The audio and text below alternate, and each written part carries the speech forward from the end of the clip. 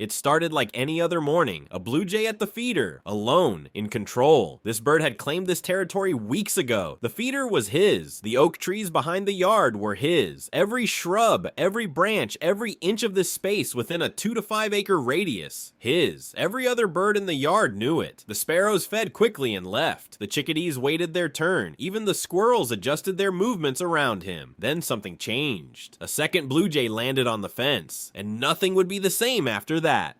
The moment the rival landed, the resident male saw him. He didn't move immediately. He didn't have to. Instead, he did something far more powerful. He raised his crest, straight up, full height, every single feather on top of his head, standing at maximum elevation. In blue jay language, this is not a gesture. It is a declaration. A fully raised crest means one thing and one thing only. I am ready, I am dominant, and you are making a mistake. The crest is the blue jay's most honest signal. It cannot be faked. It responds to hormones and emotional state in real time, meaning the height of the crest at any moment is a direct readout of what the bird is actually feeling. A bird whose crest drops mid-confrontation has already lost the psychological battle before a single feather is touched. The rival's crest was also raised, neither dropped, so the resident male broadcast his next signal, a loud, harsh, repeated JJJ that carried across the entire yard and into the trees beyond. Not a song, not a call for company, a broadcast to every living thing in range. This territory is taken, and I am the one who holds it. The rival called back. Now it was serious.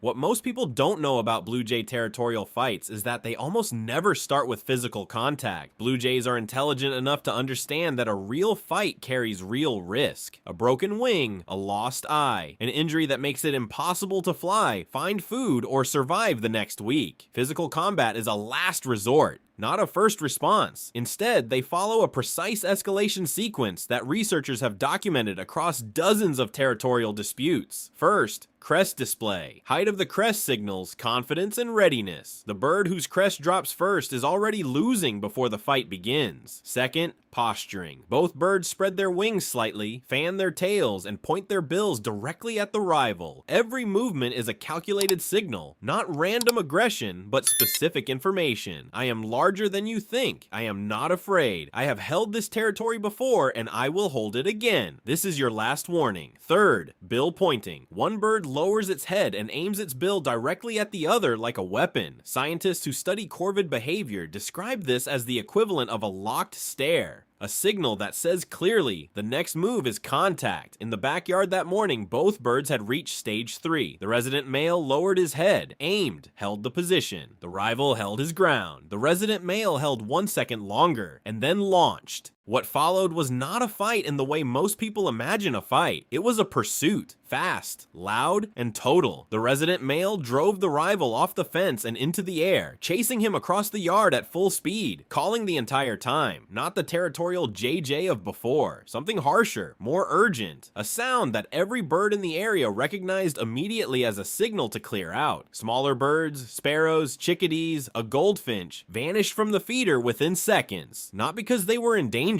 but because they knew what that call meant. Something serious was happening, and the safest response was to be somewhere else. This is one of the most underappreciated functions of the blue jay in the backyard ecosystem. When an alarm calls during a territorial dispute, the entire neighborhood responds. Birds that have nothing to do with the conflict, birds that may not have even seen what triggered it, like scatter based on the jay's vocal signal alone. The blue jay is not just defending a feeder, it is, in that moment, the information center of the entire yard. The two blue jays disappeared over the roofline, still calling, still chasing. The yard went completely silent. For 3 full minutes, not a single bird moved. Then the resident male came back, alone. He landed on the top of the feeder, the highest point, the most visible position in the entire yard. Sat there without moving, crest fully raised, head turning slowly from side to side, watching, announcing, confirming. This is what blue jays do after winning a territorial dispute. They don't simply return to feeding, they perform. They occupy the highest visible point in the territory and hold it, broadcasting their presence to every bird in the area, reestablishing the hierarchy that was briefly challenged. challenged. Scientists who have studied blue jay winter flocks have documented this exact behavior repeatedly. A 3-year study of a flock in Massachusetts found that once dominance hierarchies were established within the group, the frequency of aggressive encounters dropped dramatically. The birds had learned each other's rank, and once rank was known, conflict became unnecessary, because every bird already knew the outcome before the confrontation started. The resident male holding the top of the feeder was not being dramatic. He was doing exactly what the social architecture of his species requires after a challenge, publicly restoring his position so that every observer, bird or otherwise, understood what had just happened and who had won. After 60 seconds of holding that position, he finally lowered his crest, stepped down to the feeder, and started eating, as if nothing had happened. Here is something most backyard birdwatchers never realize. The blue jays that visit your feeder are not a random collection of birds. They are a social group with a fixed dominance hierarchy that determines who eats first, who waits, and who gets displaced. In this hierarchy, males are almost exclusively dominant over females. A 4-year study of blue jay social behavior found that in over 300 observed interactions between males and females, less than 1% were won by the female. But within males, rank is established through exactly the kind of encounter we just witnessed, and once established, it rarely needs to be refought. The birds remember. The lower ranked bird steps aside. The higher ranked bird eats first. The system runs itself. What makes the blue jay different from most other birds is that this hierarchy persists across seasons. The same winter flock in Massachusetts returned year after year. The same individuals, the same relationships, the same rank order, rebuilding the social structure each autumn as returning birds recognized each other from previous winters.